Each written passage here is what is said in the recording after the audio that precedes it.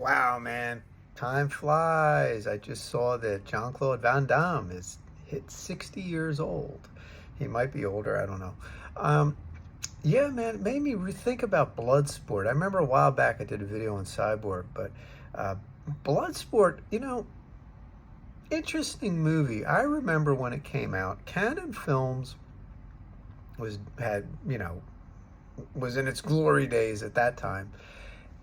And they had made money with the ninja movies, Ninja 3, The Domination, Revenge of the Ninja, Enter the Ninja, yada yada. But martial arts movies were not as big at the box office as they had previously been. I mean, yeah, you had Karate Kid, but that really wasn't a kung fu movie. And the ninja movies kind of had their own unique element. I think that they tapped into what folks later found invigorating with the superhero movies of the recent business cycle. But Bloodsport came out. I remember seeing it in the Philadelphia Inquirer on a Sunday. There was like a review, a bad review, of course. And I'm saying to myself, there's that martial arts movie out there, non-gimmicky, just, dudes fighting, like all the other kung fu movies of the 70s and the early 80s. And I remember seeing the TV ads, and I'm like, "Wow, man, that's pretty cool." I mean, I saw somebody on Facebook posted something about No Retreat, No Surrender, which I think Van Damme might have been in that. I have to double check on that.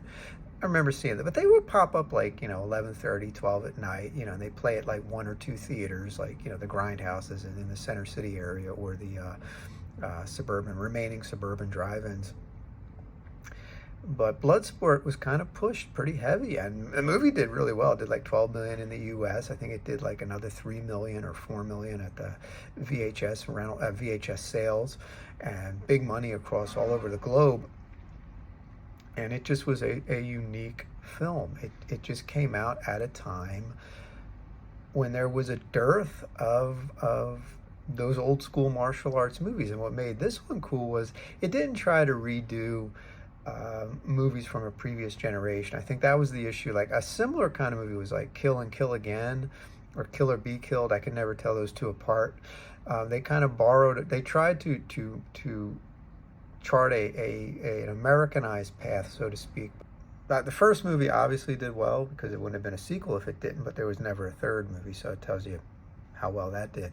But with Bloodsport made some cash, and it launched the career of Jean-Claude Van Damme and Cyborg, and my personal favorite, Kickboxer, and some of these other later movies like Lionheart and Time Cop. I caught all of them in the theater, and it was a neat little martial arts boom period in the dying days of the independent movie theaters and the big VHS boom and when Canon was really cranking out all kinds of cool movies, although a lot of the movies tanked at the box office, and Canon tanked. But Jean-Claude Van Damme's career, it lasted pretty much longer than people gave him credit for. I mean, yeah, he did a lot of direct-to-video movies, but he's still making movies. They're still making money, and he's 60 years old. He's still around. God bless him. Bloodsport rose to cult following status. Even somebody like me who remembers how popular it was. VHS rental, popular with young males. It's still drawing money. I saw it at a Revival Theater in Los Angeles. In a Saturday afternoon, the place was half full, which was pretty damn good for a movie it was at the time maybe 30, 35 years old. And Jean-Claude Van Damme is certainly older than 35. But God bless him. Happy birthday. And if I had a copy of Bloodsport, I probably would watch it again. His birthday would give me an excuse to go waste time and watch it again. But and I'll probably see it even many more times before I pass away or I turn 60.